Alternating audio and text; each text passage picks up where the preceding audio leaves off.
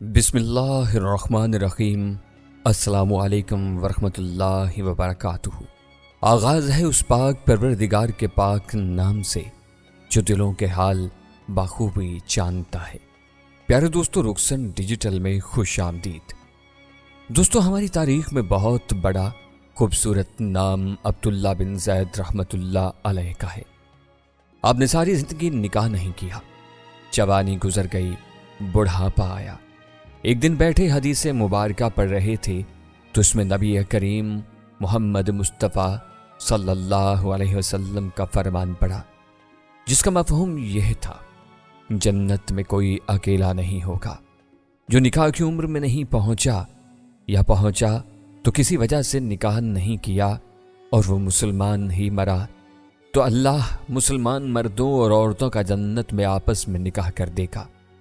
جب یہ حدیث پاک پڑھی تو دل میں خیال آیا کہ یہاں تو نکاح نہیں کیا، جنت میں تو ہونا ہی ہے، تو جنت میں میری بیوی کون ہوگی؟ دعا کی، یا اللہ تو مجھے دکھا دے کہ جنت میں میری بیوی کون ہوگی۔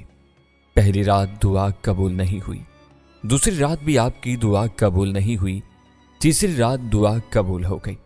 خواب میں کیا دیکھتے ہیں کہ کالے رنگ کی عورت ہے، حضرت بلال حبشی رضی اللہ تعالی عنہ کے دیس کے رہنے والی، حبشہ کے دیس کی، اور وہ کیا کہتی ہے کہ میں میمونہ ولید ہوں اور میں بصرہ میں رہتی ہوں۔ پتہ مل گیا، آنکھ کھلی حضرت کی، تہجد کا وقت ہو چکا تھا۔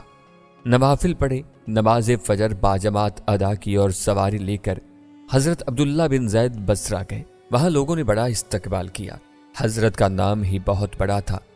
بٹھا کر پوچھا، حضرت بتائیے کیسے آنا ہوا، خیر تو ہے؟ آپ نے پوچھا، یہ تو بتاؤ یہاں کوئی میمونہ ولید رہتی ہیں؟ لوگوں نے حیران ہو کر پوچھا، حضرت آپ اتنے دور سے چل کر میمونہ ولید سے ملنے آئے ہیں؟ آپ نے فرمایا، کیوں، اس سے کوئی مل نہیں سکتا کیا؟ نہیں حضور، وہ تو دیوانی ہے، لوگ اسے پتھر مارتے ہیں۔ حضور نے پوچھا، کیوں مارتے ہیں؟ حضور، کام ہی ایسے کرتی ہے، کوئی رو رہا ہو تو اسے دیکھ کر ہنسنے لگتی ہے، اور کوئی ہنس رہا ہو تو اسے دیکھ کر رونا شروع کر دیتی ہے، اور وہ اجرت پر پیسے لے کر لوگوں کی بکریاں چراتی ہے۔ آج بھی ہماری بکریاں لے کر جنگل میں گئی ہے، آپ آرام فرمائیں، عصر کے بعد آ جائے گی، آپ مل لیجئے گا۔ حضرت نے فرمایا، عصر کس نے دیکھی؟ کہا، وہ کس سمت گئی ہے؟ لوگوں نے کہا، حضور جنگل نہ جائیں، بہت خوفناک جنگل ہے۔ آپ نے فرمایا، بتاؤ کس طرف گئی ہے؟ لوگوں نے آپ کو بتا دیا۔ اب فرماتے ہیں، میں جنگل نکل گیا، جنگل میں کیا، واقعی جنگل بہت خوفناک تھا، جنگلی جانوروں کی بھرمار تھی، قدم قدم پر کوئی نہ کوئی چیز کھڑی ہے۔ آپ فرماتے ہیں، اس عورت کی شان پر قربان جاؤں کہ وہ اس جنگل میں کس طرح بکریاں چرا رہی ہے، شیروں نے اس کی بکریوں کو ابھی تک کھایا کیوں نہیں؟ اتنے درندے ہیں، سارے مل کر حملہ کر دیں تو کیا کریں؟ یہ اکیلی عورت کس کس کو روکے گی؟ خیر، آپ فرماتے ہیں، وہ جگہ جہاں لوگوں نے مجھے بتائی تھی میں وہاں پر پہنچ گیا۔ جب میں وہاں پہنچا تو منظر دیکھ کر حیران رہ گیا۔ دو حیران کر دینے والے منظر تھے۔ پہلا، میمونہ ولید بکریاں چرا نہیں رہی تھی، بلکہ اس جنگل میں جائے نماز بچھا کر نوافل پڑھ رہی تھی۔ بکریاں چرانا تو بہانہ تھا، یہ تو بہانہ تھا کنارہ کشی کا، لوگ یہی سمجھتے تھے میمونہ سارا دن بکریاں چراتی ہے، لیکن میمونہ بکریاں چرا نہیں رہی تھی۔ دوسرا کیا دیکھا کہ میمونہ تو نماز پڑھ رہی ہے، پھر بکریاں کون چرا رہا ہے؟ بکریاں تو ایک جگہ نہیں رکتی، کہیں ادھر جاتی ہیں تو کہیں ادھر۔ آپ فرماتے ہیں، میمونہ نماز پڑھ رہی تھی اور شیر بکریاں چرا رہے تھے۔ بکریاں چر رہی ہیں، شیر ان کے گرد گھوم رہے ہیں۔